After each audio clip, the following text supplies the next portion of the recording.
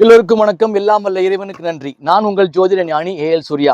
ரிஷபராசி அன்பர்களே, பொதுவாக ஜோதிடத்தில் 3ஆம் இடம் எனப்படுவது உபஜய ஸ்தானம்னு சொல்லுவோம், தைரிய வீரிய ஸ்தானம்னு சொல்லுவோம், முயற்சி ஸ்தானம்னு சொல்லுவோம். ரிஷபத்தை பொறுத்தவரை வினைக்கு எதிர்வினை ஆற்றக்கூடியவர்கள். அதாவது ஆங்கிலத்தில் சொல்லுவாங்க, for every action there is an equal and opposite reaction சொல்லுவாங்களே, அத மாதிரி மனோபாவம் படைத்தவர்கள். மதிப்பு மரியாதை கொடுத்தால் அவர்களும் கொடுப்பார்கள். மதியாதார் வாசல் மிதியாதார் அப்படின்ற ஒரு கேரக்டர். இவர்களுடைய ராசிக்கு 3ஆம் இடத்தில் குரு பகவான் உச்சமடைகிறார். அதாவது சந்திரனுடைய வீட்டில் குரு பகவான் உச்சமடைகிறார். சந்திரன் என்பவர் மனோகாரகன். அந்த வீட்டில் குரு பகவான் உச்சமடையும் போது இவர்களுடைய வேவரிங் மைண்ட்ல இருந்திருப்பாங்க இது நாள் வரைக்கும். இந்த ஜூன் 2க்கு பிறகு குரு பெயர்ச்சியான பிறகு உறுதியான ஒரு ஸ்ட்ராங்கான மைண்ட் வரும். உறுதியான மனம் படைத்தவர்களாக இவர்கள் மாறுவார்கள்.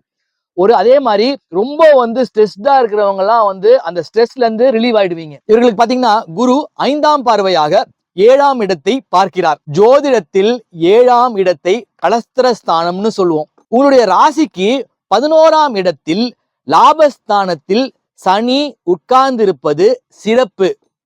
அதுவும் லாபஸ்தானத்தில் அமர்ந்திருக்கக்கூடிய சனியை உச்சகுரு பார்ப்பது மேலும் சிறப்பு. சனிக்கு வீடு கொடுத்த குரு உச்சமாகி அங்கே பார்க்கிறார். அதனால் வெகு நாளாக தடைபட்டு கொண்டிருந்த மங்களகரமான நிகழ்வுகள் நடைபெறும். தொழிலில் விருத்தி ஏற்படும். வெகு நாளாக காத்து கொண்டிருந்த முடிவுகளுக்கு நல்ல முடிவுகள் கிடைக்கும். முயற்சி ஸ்தானத்திலிருந்து குரு பார்ப்பது அவர்களுடைய துன்பங்கள் கஷ்டங்கள் பாதியாக குறையும். அடுத்து குரு 7ஆம் பார்வையாக 9ஆம் இடமான மகரத்தை பார்க்கிறார். அதை பாக்கியஸ்தானம்னு ஜோதிடத்துல சொல்வோம்.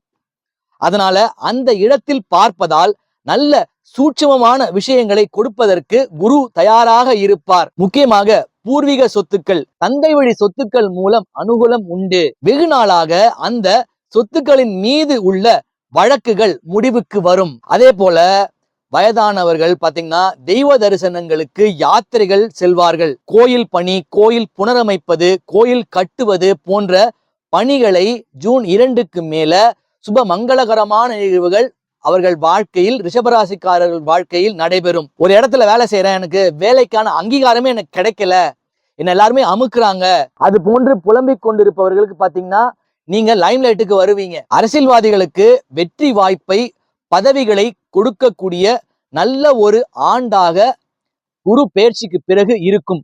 குறிப்பாக லாபஸ்தானத்தை குரு பார்ப்பதுதான் மேலும் சிறப்பு. ஏன்னா ஜோதிடத்துல நாம 11ஆம் இடத்தை லாபஸ்தானம்னு சொல்லுவோம்.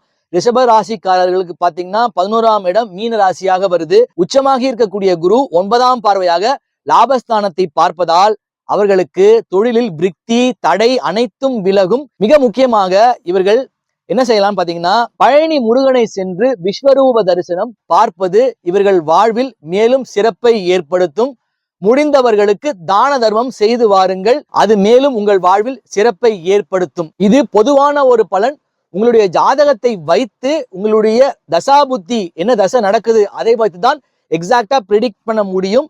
அதனால ஓரளவுக்கு இது பொருந்தும். அதனால ஜாதகம் பார்க்க வேண்டும் என நினைப்பவர்கள் வாட்ஸ்அப்புக்கு மெசேஜ் பண்ணுங்க. அதே போல கொஞ்சம் டைம் கொடுங்க. அப்பதான், அதாவது ஜோதிடம் என்பது ஞானம் சார்ந்த ஒரு விஷயம். இப்பவே காலையில போன் பண்ணிட்டு 2 மணி நேரத்துல சொல்லுங்க அப்படி இப்படின்னு சொல்லிட்டு ரொம்ப உருட்டக்கூடாது. ஏன்னா ஞான மார்க்கமாக எனக்கு ஒரு அருளா நீங்க ஒண்ணுமே சொல்ல வேணாம், ஜாதகத்தை கொடுத்துட்டீங்கன்னா போதும், நானே பாயிண்ட் அடிச்சிருவேன். எப்பேற்பட்ட நீங்க பல ஜோதிடர்களை பார்த்திருக்கலாம். நீங்க only date of birth, time of birth, place of birth கொடுத்துட்டீங்கன்னா நானே புட்டு எல்லாத்தையும் வச்சிருவேன். இந்த வீடியோ பிடிச்சிருந்தா லைக் பண்ணுங்க, ஷேர் பண்ணுங்க, கமெண்ட் பண்ணுங்க. சப்ஸ்கிரைப் பண்ணாத சப்ஸ்கிரைப் பண்ணிக்கோங்க. அப்பதான் தொடர்ச்சியா போடக்கூடிய எல்லா வீடியோஸும் வரும். அடுத்த வீடியோவில் சந்திப்போம். நன்றி, வணக்கம்.